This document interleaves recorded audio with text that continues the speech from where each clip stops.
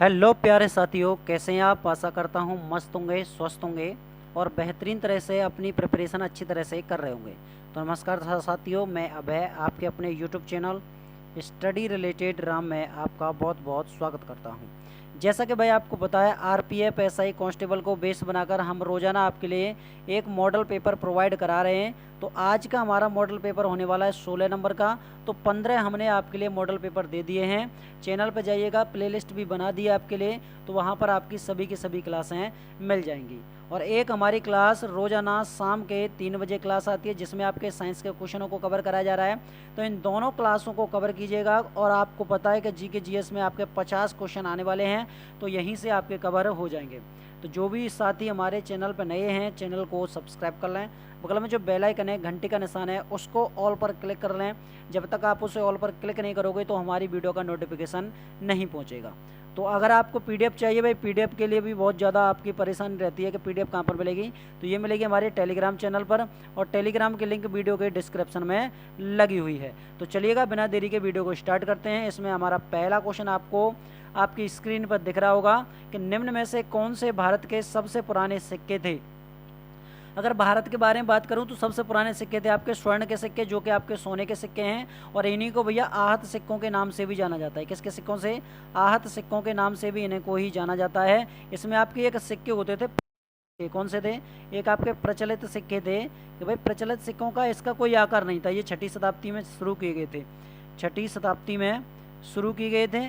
और इसका कोई आकार नहीं था कि किस तरह के बनाए गए हैं, मोटे हैं, पतले हैं, वजन कितना है, तो इनका कोई मतलब आकार और आपका जैसे वजन नहीं था। तो ऑप्शन नंबर डी इस क्वेश्चन का राइट आंसर हो जाएगा।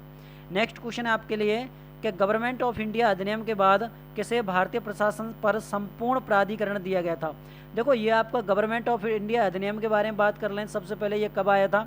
तो 1858 के बाद आया था। कब?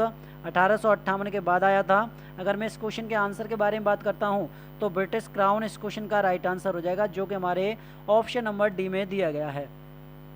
अगला क्वेश्चन आपके लिए ये रहा कि राजनीति में व्हिप के कार्यालय का उल्लेख किसमें किया गया है। देखो, ये व्हिप क्या होता है? व्हिप होता है आपका जो एक राजनीतिक दल का अधिकारी होता है, जिसे हम व्हिप कहते हैं, ठीक है। और इसका कार्य होता है जो विधायक के प्रशासन को बनाए रखने का। किसका? जो आपकी विधायिका होती है, विधायिका का जो प्रशासन है उसके कार्य को मतलब क्या है, उसके अनुशासन को बनाए रखने का कार्य करता है। और ये होता है आपका संसदीय प्रथा होती है। क्या होती है? संसदीय प्रथा होती है। डी इस क्वेश्चन का सही जवाब हो जाएगा। अगले क्वेश्चन की तरफ बढ़ेंगे। अगला क्वेश्चन आपके लिए ये रहा कि निम्न में से किस अधिवेशन में महात्मा गांधी भारतीय राष्ट्रीय कांग्रेस के अध्यक्ष चुने गए थे। देखो, अब इसमें आपसे पूछा गया कि भारतीय राष्ट्रीय कांग्रेस, पहले सबसे पहले ये जान लीजिएगा कि कांग्रेस की स्थापना कब की गई थी। किसकी? कांग्रेस की स्थापना। तो कांग्रेस की स्थापना की गई थी आपकी 1885 में। कहाँ पर की गई थी? ये की गई थी मुंबई में। किसके द्वारा? ए.ओ. ह्यूम के द्वारा की गई थी, ठीक है। अगर मैं बात करूँ महात्मा गांधी ने कहाँ का अधिवेशन किया था, तो बेलगांव का अधिवेशन किया था, जो कि आपका 1924 में किया था। कब?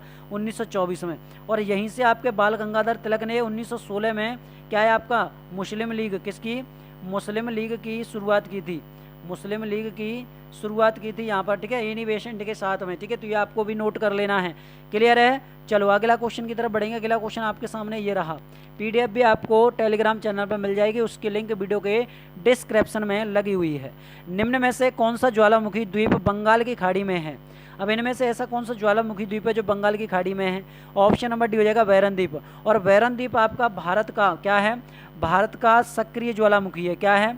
ये आपका सक्रिय ज्वालामुखी। आपका पूछा जाए कि भैया भारत का एकमात्र सक्रिय ज्वालामुखी का नाम क्या है, तो आपका वैरन द्वीप आपका आंसर आना चाहिए। अगला क्वेश्चन है आपका कि वे सरकार क्या कहलाती हैं जो आय पर निर्भर नहीं है, उन्हें क्या कहा जाता है। देखो, आयकर के बारे में बात करें, आय पर है मतलब आय लगाती हैं, ये कर लगाती हैं, इस पर लगाया जाता है। कारपोरेट है, आप कोई भी कारोबार कर रहे हो, ठीक है, एक्सपोर्ट इंपोर्ट कर रहे हो आप, तो उस पर भी आपका कर लगाया जाता है। बिक्री करें, आप कोई भी किसी भी चीज़ की बिक्री कर रहे हो आप, ठीक है, खरीद रहे हो या बेच रहे हो, उस पर भी आपका कर लगाया जाता है। लेकिन आपका एक मुश्त कर है, इस पर कोई आपका कर नहीं लगाया जाता है। इसलिए हमारा 20 क्वेश्चन का राइट आंसर हो जाएगा। अगले क्वेश्चन की तरफ बढ़ेंगे। अगला क्वेश्चन है कि किसी वस्तु में किसी गति के कारण रहने वाली ऊर्जा निम्न में से कौन सी होती है। देखो आपके पास में कोई भी वस्तु है, जब तक उस पर कोई बाह्यतम बल नहीं लगाया जाता, बाहर का कोई बल नहीं लगाया जाता, तो वो वस्तु अपनी मतलब उस अवस्था से, जिस अवस्था में है उससे गति अवस्था में नहीं रहेगी।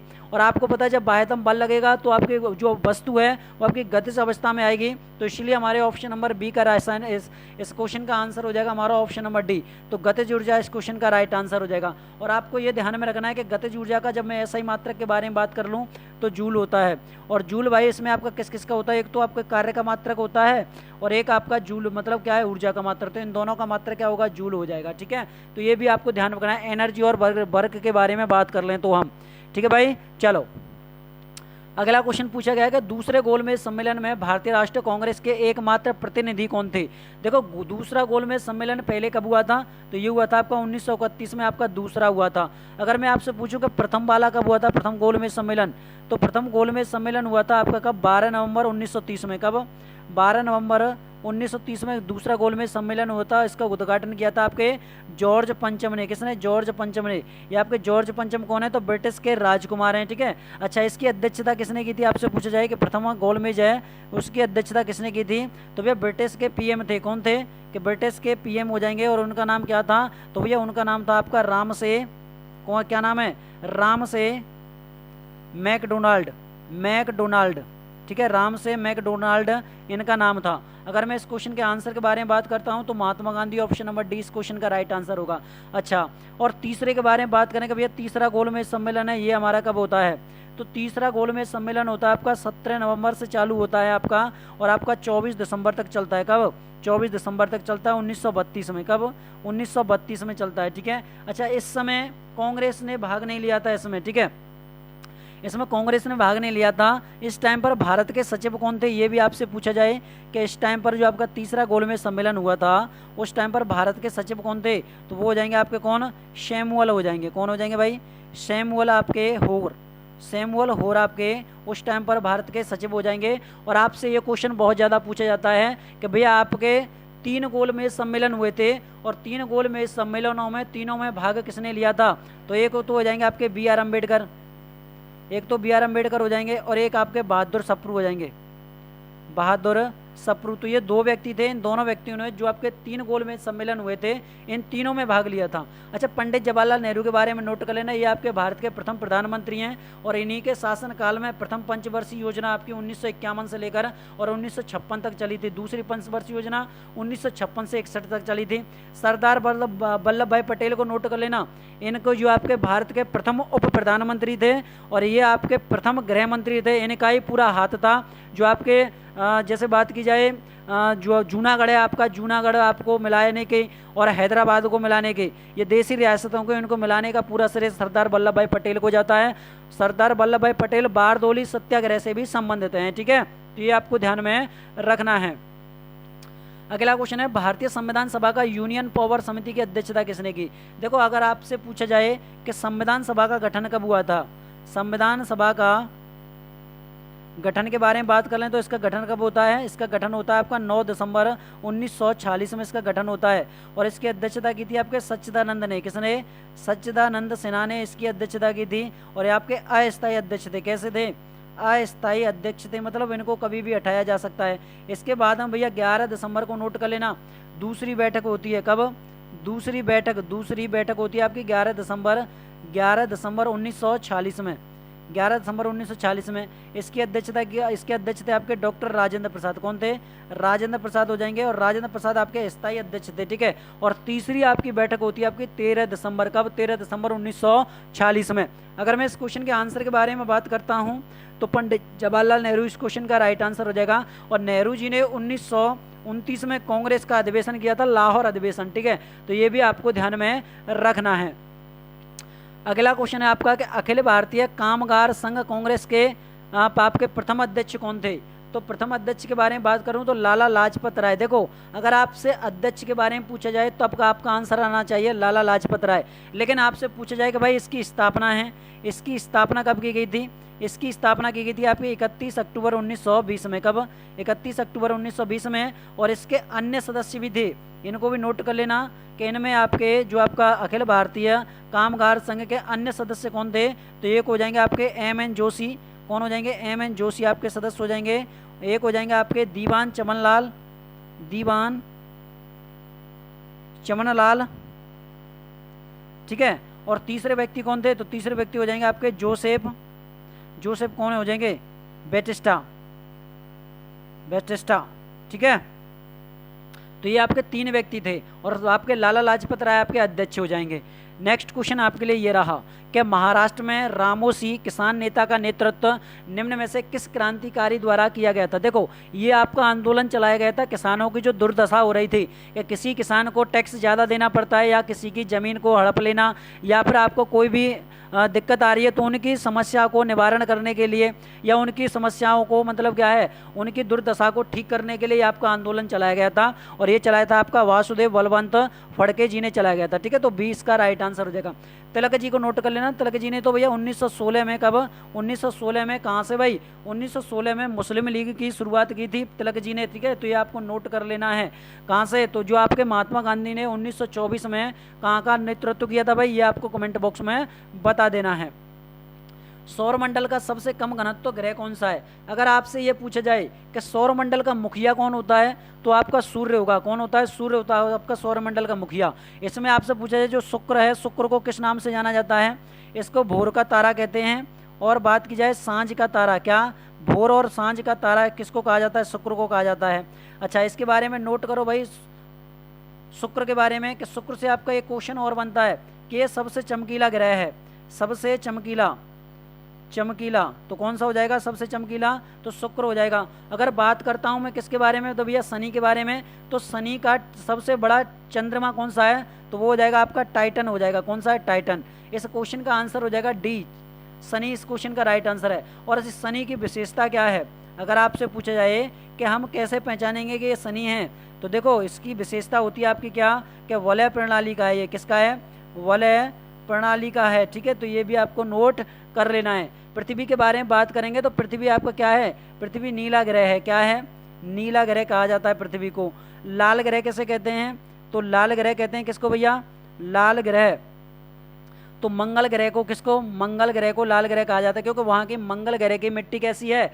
लाल है, इसलिए लाल ग्रह कहा जाता है। डी इस क्वेश्चन का राइट आंसर हो जाएगा। नेक्स्ट क्वेश्चन आपके लिए ये रहा कि किस वर्ष फेडरल कोर्ट ऑफ इंडिया की स्थापना की गई थी? तो ये की गई थी आपके 1937 में। अब इसमें एक अधिनियम आया था, भारत सरकार अधिनियम। कौन सा था? भारत सरकार अधिनियम, ठीक है। India government act. तो ये आपका कब आया था? ये आया था आपका 1935 में आया था। कब आया था? 1935 में आया था। और इसकी स्थापना, इसके द्वारा स्थापना की गई थी आपके किसके? भारत के सर्वोच्च न्यायालय की स्थापना की गई थी। जो आपका संघीय न्यायालय है ना, संघीय न्यायालय की स्थापना की गई थी इसके द्वारा।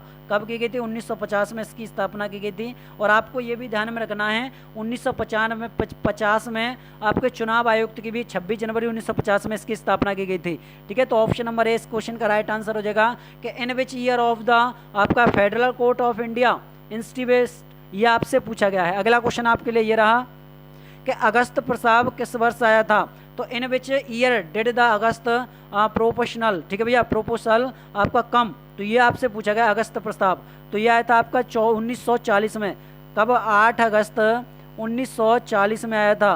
किसके द्वारा भैया इसको पेश किया गया था? तो लिन लिथगो के द्वारा। किसके द्वारा?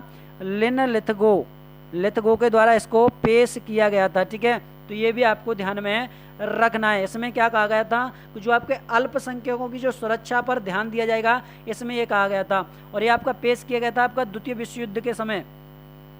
द्वितीय विश्व युद्ध के समय ये आपका पेश किया गया था, ठीक है। आपको पता है, अगर मैं प्रथम विश्व युद्ध के बारे में बात करता हूँ, प्रथम विश्व युद्ध है तो प्रथम विश्व युद्ध हमारा कब से कब तक चलता है?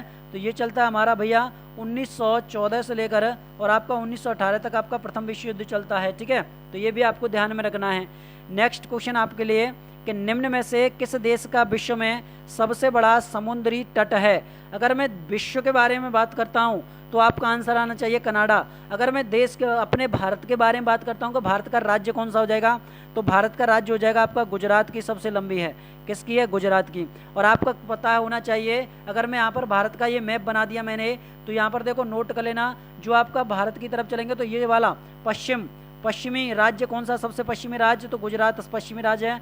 और सबसे पूर्वी राज्य कौन सा है, सबसे पूर्वी राज्य आपका अरुणाचल प्रदेश है। अगर आपसे पूछा जाए कि सूर्य की सबसे पहले किरण कौन से राज्य में निकलती हैं, तो पूर्व का सबसे पहला राज्य आपका अरुणाचल प्रदेश में सबसे पहले निकलेंगी। और सबसे बाद में सूर्य की किरणें, सूर्य कहाँ पर छिपता है, तो सबसे बाद में सूर्य छिपता है आपका पश्चिम में, तो पश्चिम का राज्य हो जाएगा आपका गुजरात। आपका आंसर आना चाहिए। ठीक है, अच्छा मैं कनाडा के बारे में बात करूं कि कनाडा कहाँ का देश है, तो उत्तरी अमेरिका महाद्वीप का एक देश है। कहाँ का, उत्तरी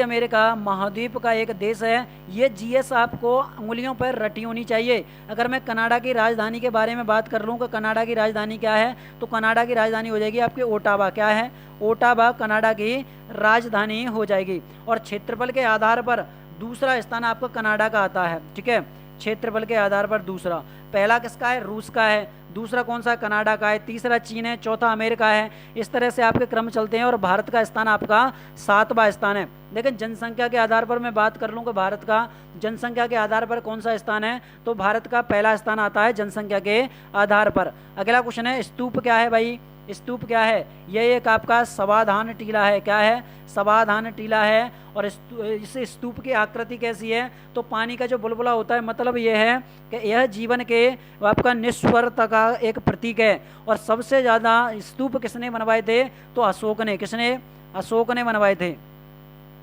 अशोक ने कितने बनवाए थे भैया, 84,000 बनवाए थे। कितने, 84,000 स्तूप बनवाए थे। अब इसमें आपके मुख्य कौन कौन से हैं, ये नोट कर लेना कि मुख्य स्तूप कौन कौन से हैं, आपसे परीक्षा में कौन कौन से पूछे जाएंगे। तो देखो सांची स्तूप हो जाएगा आपका, कौन सा है, सांची स्तूप हो जाएगा।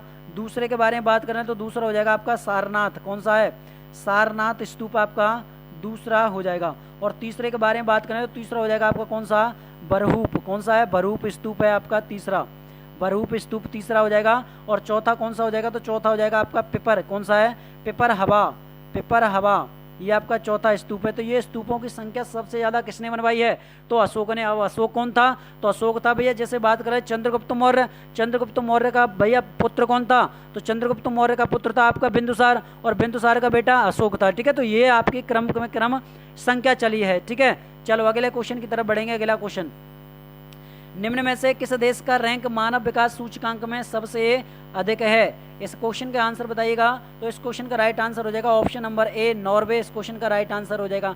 उगते हुए सूर्यों का देश, भैया इसको जारी कौन करता है, अगर आपसे पूछा जाए कि इसको जारी कौन करता है, तो यूएनडीपी। क्या है, यूएनडीपी। अब यूएनडीपी क्या है भैया, यूएनडीपी होती है आपकी, जैसे बात कर लें हम इसमें कि जैसे भैया संयुक्त राष्ट्र विकास कार्यक्रम होता है, और इसके 3 बिंदु होते हैं, स्वास्थ्य एवं लंबा जीवन, जीवन स्तर जिसे आप सूचकांक कहते हो, और आपका शिक्षा। तो इन 3 पर यह डिपेंड करता है।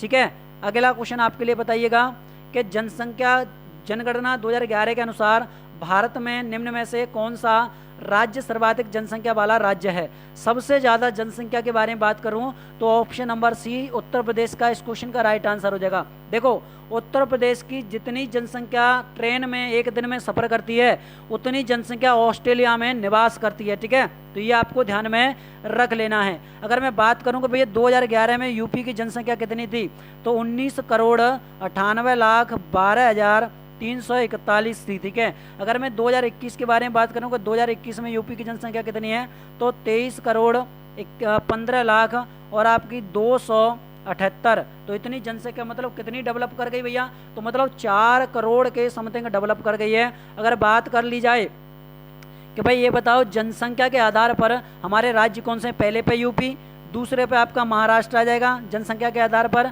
तीसरे पर आपका कौन सा भैया, बिहार आ जाएगा, बिहार, चौथा कौन सा है, पश्चिम बंगाल है, वेस्ट बंगाल आपका। ठीक है, 5वें पर आपका आंध्र प्रदेश है। तो ये आपके जनसंख्या के आधार पर है। लेकिन क्षेत्रफल के आधार पर बात करूं तो क्षेत्रफल के आधार पर आपका पहला कौन सा आता है, तो राजस्थान आपका क्षेत्रफल के आधार पर आता है। नेक्स्ट क्वेश्चन आपके लिए ये रहा कि मुद्रा आपूर्ति में M1 का घटक निम्न में से क्या है। अगर M1 का घटक के बारे में बात की जा रही है तो वो हो जाएगा आपका मुद्रा प्लस जमा राशि। ऑप्शन नंबर डी इस क्वेश्चन का बिल्कुल सही जवाब हो जाएगा। अगला क्वेश्चन आपके लिए कि फसल के समर्थन में सरकार द्वारा निम्न में से किसकी घोषणा की गई है। तो भैया घोषणा के बारे में बात करें तो वो की गई है आपकी न्यूनतम खरीद मूल्य, और इसको क्या कहते हैं भैया, MSP बोलते हैं। क्या बोलते हैं, MSP बोलते हैं। ठीक है, नेक्स्ट क्वेश्चन की तरफ बढ़ेंगे भैया। लाफेर कर्व कर की औसत दर से संबंधित प्रदर्शित करता है। तो भैया किससे प्रदर्शित करता है, वो करता है आपका सरकार को कुल का कर राजस्व। इस क्वेश्चन का 20 का राइट आंसर हो जाएगा। अगला क्वेश्चन है आपके लिए, निम्न में से किस खेल से कूदने की प्रक्रिया अनिवार्य किससे संबंधित है। देखो कूदा जाता है वो किस खेल से संबंधित है, तो वो हो जाएगा आपका पोल वोल्ट से। किससे, पोल वोल्ट से। इसमें आपका एक इनडोर होता है, क्या होता है, इनडोर। अब इनडोर के बारे में नोट कर लेना, इनडोर होता है आपका जैसे स्नूकर। ठीक है, इसके बारे में बात करें बिलियर्ड्स के बारे में, बिलियर्ड। और बात कर ली जाए शतरंज। आपसे एक क्वेश्चन है कि एक बात बताओ भाई, ऐसे कौन से खिलाड़ी हैं जिन्होंने T20 इंटरनेशनल से 2024 में संन्यास लेने की घोषणा की है। तो आपके आंसर आना चाहिए पहला रोहित शर्मा। इंडिया टीम के बारे में बात करें तो हम, तो पहला रोहित शर्मा हो जाएगा। दूसरा कौन सा है, तो दूसरा हो जाएगा आपका कौन सा भैया, रविंद्र जडेजा, रविंद्र जडेजा आपका। और तीसरा कौन सा है, तो रन मशीन विराट कोहली। कौन सा हो जाएगा, विराट कोहली। ठीक है, तो विराट कोहली। तो इन 3 खिलाड़ियों ने T20 क्रिकेट इंटरनेशनल से क्या है भैया, जो संन्यास लेने की घोषणा कर दी है। अगला क्वेश्चन आपके लिए ये रहा कि भारतीय रिजर्व बैंक द्वारा संपत्ति समायोजन सुविधा किस वर्ष शुरू की गई थी। देखो अगर RBI के बारे में बात हो रही है तो पहले ये बताओ RBI की स्थापना कब होती है। तो इसकी होती है 1 अप्रैल 1935 में। कब, RBI की स्थापना 1 अप्रैल 1935 में। अगर मुख्यालय के बारे में बात करता हूँ, इसका मुख्यालय तो मुंबई में है भैया। 1937 में इसका मुख्यालय था कोलकाता में। कहाँ पर, कोलकाता में 1937 में मुख्यालय था, लेकिन 1937 के बाद में ये क्या कर दिया गया, मुंबई कर दिया गया। और इसमें बात कर लेंगे RBI के गवर्नर कौन है। RBI के गवर्नर कौन हो जाएंगे, तो गवर्नर वर्तमान में कौन है भाई, शक्तिकांत दास हैं। कौन है, शक्तिकांत दास हैं। RBI का राष्ट्रीयकरण कब किया गया था, RBI का राष्ट्रीयकरण कब किया गया था, ये किया गया था आपका 1949 में। कब, 1949 में इसका राष्ट्रीयकरण किया गया था। ठीक है, तो अगर मैं इस क्वेश्चन के आंसर के बारे में बात करता हूं तो इस क्वेश्चन का आंसर क्या हो जाएगा, ऑप्शन नंबर बी 2000 इस क्वेश्चन का राइट आंसर हो जाएगा। और इसी बैंक को बैंकों का बैंक कहा जाता है, ये भी नोट कर लेना है। अगला क्वेश्चन है कि निम्न में से कौन एक प्रेसिलस एरोसोल प्रकार का कोलाइड है। देखो आपको पता है, अगर मिट्टी की तरफ चलेंगे तो मिट्टी तो आपको पता है, कोहरा इस क्वेश्चन का राइट आंसर हो जाएगा। और मिट्टी में बात करें जैसे काली मिट्टी है जिसको लावा मिट्टी कहते हैं, रेगुर मिट्टी भी कहा जाता है। और कपास की खेती के लिए सर्वोत्तम होती है, किसके लिए, कपास की खेती के लिए काली मिट्टी। ठीक है, और कहाँ पर पाई जाती है, गुजरात, मध्य प्रदेश, महाराष्ट्र में पाई जाती है। महाभाष्य पुस्तक किसने लिखी है, ये आज के क्वेश्चन का लल्लन टॉप क्वेश्चन है, तो वो हो जाएंगे आपके पतंजलि। देखो इसमें मैं आपको एक ट्रिक बताता हूँ। आपने एक मूवी देखी है धड़कन, तो धड़कन मूवी में अक्षय कुमार का नाम क्या है, राम है। क्या है, राम है। और सुनील शेट्टी का नाम क्या है, देव है। तो अब आप दोनों को मिलाओगे तो ये हो जाएगा आपका रामदेव। क्या हो जाएगा, रामदेव। और भैया जब एक्ट्रेस के बारे में बात करें तो उनका नाम तो अंजलि था भैया, इसका नाम भी पतंजलि कर देते तो पूरा का पूरा प्रोडक्ट बन जाता है। इस तरह से आप ध्यान रखना। तो ऑप्शन नंबर 20 का राइट आंसर हो जाएगा पतंजलि। कालिदास ने अभिज्ञान शाकुंतलम लिखी है। ठीक है, ये भी आपको ध्यान में रख लेना है। अगला क्वेश्चन है कि भारत में वास्को डिगामा सबसे पहले कहाँ पर उतरा था। वास्को डिगामा ये वही वास्को डिगामा जिसने समुद्री मार्ग की खोज की थी, तो ऑप्शन नंबर सी हो जाएगा। अब काफ़ी स्टूडेंट बोलते हैं कि सर एक बात बताओ कि भैया इसकी खोज तो भैया जैसे पहले भी व्यापार करता था भारत, लेकिन पहले व्यापार किस तरह से करता था, तो जो आपका स्थलीय स्थान है ना, स्थलीय मार्ग से करता था, लेकिन समुद्री मार्ग की खोज की थी आपके वास्को डिगामा ने। और वास्को डिगामा भारत कब आया था, भारत आया था आपका 1498 AD में, 1498 AD। अब सर AD और BC क्या होता है, तो मैं आपको पिछली क्लास में बता चुका हूँ। AD होता है आपको एनो डोमिनी। एनो डोमिनी का मतलब है कि ईसा मसीह के जन्म के बाद जितनी भी घटना हुई हैं वो आपकी AD में आएंगी। और BC होती है ईसा मसीह के जन्म से पहले। जैसे बात कर लें 326 BC में सिकंदर भारत आया था। कौन, सिकंदर भारत आया था 326 में। 2024 चल रही है, एडी में चल रही है। और 1947, इससे पहले 1947 भारत आज़ाद हुआ था। इससे पहले चलोगे तो 1498 में क्या हुआ था भैया, 1498 में वास्को डी गामा भारत आया था। इससे और पहले चलोगे तो 606 में हर्षवर्धन का शासनकाल चल रहा था। तो ये आपके एडी में चलते हैं। अगर बात कर लें जैसे 326 के बारे में बात कर लें या 322 के बारे में बात कर लें, चंद्रगुप्त मौर्य ने मौर्य वंश की स्थापना की थी, ठीक है। तो ये आपके बीसी में चलेंगे। अगला क्वेश्चन आपके लिए ये रहा। अगला क्वेश्चन है कि दमन और द्वीप की सीमा रेखा किस भारतीय राज्य से मिलती है। तो भैया वो मिलती है आपके किससे, गोवा से मिलती है। किससे मिलती है, एक मिनट रुको, गोवा से नहीं मिलती है, ये मिलती है आपकी किससे, गुजरात से मिलती है, गुजरात से। तो 20 का राइट आंसर हो जाएगा। देखो गुजरात के जो वलसाड जिले है ना, वलसाड जिला और द्वीप का जूनागढ़ जिला। और आपको पता है जूनागढ़ जिला आपका, जूनागढ़ आपकी क्या थी, देसी रियासत थी, जिसको वल्लभ भाई पटेल द्वारा, सरदार वल्लभ भाई पटेल द्वारा किसके द्वारा मिलाया गया था भैया, जूनागढ़ को। तो जिसमें क्या किया गया था, जैसे बहुमत संग्रह किया गया था, बहुमत क्या हो गया, जनपद। जैसे बात कर लें इसमें वोटिंग हुई थी हिंदुओं की और मुस्लिमों की। और आपका हैदराबाद तो ऑपरेशन पोलो चलाया गया था, पुलिस की सहायता के द्वारा उसको मिलाया गया था। अगला क्वेश्चन आपके लिए ये रहा कि चाक्यार कुथु प्रसिद्ध नृत्य शैली है, तो ये कहाँ की है, तो ये हो जाएगी आपकी केरल की है।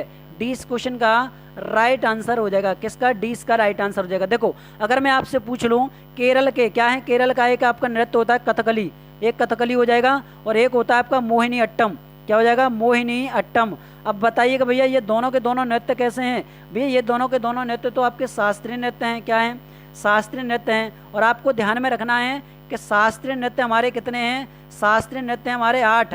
जैसे बात कर लूँ तमिलनाडु का आपका कौन सा हो जाएगा, भरतनाट्यम। आपका बात कर लें कथक यूपी का हो जाएगा, तो आपका मणिपुरी मणिपुर का हो जाएगा, ओडिसी उड़ीसा का हो जाएगा, आपका केरल का कथकली और मोहिनीअट्टम दोनों हैं। और जैसे बात कर लें कि भैया क्या है, आंधी में क्या है भैया, कच्ची पूड़ी खाई, तो आंध्र प्रदेश का आपका कुचिपुड़ी हो जाएगा, ठीक है। तो ये आपको ध्यान में रखना है। एक क्षत्रिय आपका असम का हो जाएगा। तो डी इस क्वेश्चन का बिल्कुल राइट आंसर हो जाएगा। अगला क्वेश्चन है आपका कि महात्मा गांधी राष्ट्रीय रोजगार योजना गारंटी योजना का लक्ष्य न्यूनतम कितने दिन का रोजगार प्रदान करता है। अब देखो जैसे बात की जाए इसमें, जैसे नरेगा के बारे में बात कर लें कि नरेगा के लिए भाई सभी स्टूडेंट फावड़ा लेकर जाते हैं कि भैया हमें एक गड्ढा खोदना, हमें 200-250 रुपये की क्या है, एक हमें क्या मिल जाएगी कि भैया 200-250 रुपये की हमारी एक क्या है मजदूरी हो गई, और वो खाता आपके खाते में आता है, क्योंकि इसमें एक किताब भी प्रोवाइड करी जाती है। तो ऑप्शन नंबर सी 100 दिन का रोजगार है आपका। क्या है, 100 दिन का रोजगार प्रदान ले जाते हैं ना, आपके घरों से ले जाते हैं। तो ये अगर मैं अधिनियम के बारे में बात कर लूँ, एक्ट के बारे में बात कर लूँ, तो 2005 के एक्ट के द्वारा, और दुनिया की सबसे बड़ी रोजगार गारंटी योजना है, ठीक है, महात्मा गांधी राष्ट्रीय रोजगार योजना। अगला क्वेश्चन है कि 18वें एशियाई खेलों में किस देश ने सर्वाधिक पदक प्राप्त किए थे। इस क्वेश्चन का आंसर आपको कमेंट बॉक्स में बताना है कि इस क्वेश्चन का आंसर क्या हो जाएगा। देखो मैं थोड़ी हिंट दे देता हूं, ये आपके 2018 में हुए थे। किसमें, 2018 में हुए थे। अब आपको बताना है, अगर पूछा जाए कि 2022 में जो आपके 19वें हैं ये आपके कहाँ पर हुए थे, तो ये हुए थे भाई आपके कहाँ पर, चीन में आयोजित किए गए थे। किसमें, चीन में आयोजित किए थे। इस क्वेश्चन का आंसर कमेंट बॉक्स में बताना। और भाई अगर आपको इसका पीडीएफ चाहिए तो पीडीएफ कहाँ पर मिलेगा, हमारे टेलीग्राम चैनल पर, और टेलीग्राम चैनल की लिंक वीडियो के डिस्क्रिप्शन में लगी हुई है। अगर आपको वीडियो अच्छी लगी हो तो वीडियो को लाइक कीजिएगा, चैनल पर नए हो तो चैनल को सब्सक्राइब करके बेल आइकन जरूर दबा लीजिएगा, और उसे ऑल पर क्लिक कर लो। जब तक आप उसे ऑल पर क्लिक नहीं करोगे तो वीडियो को नोटिफिकेशन नहीं पहुंचेगा, ठीक है। तो मिलते हैं भाई नेक्स्ट वीडियो में, तब तक के लिए जय हिंद दोस्तों, जय भारत।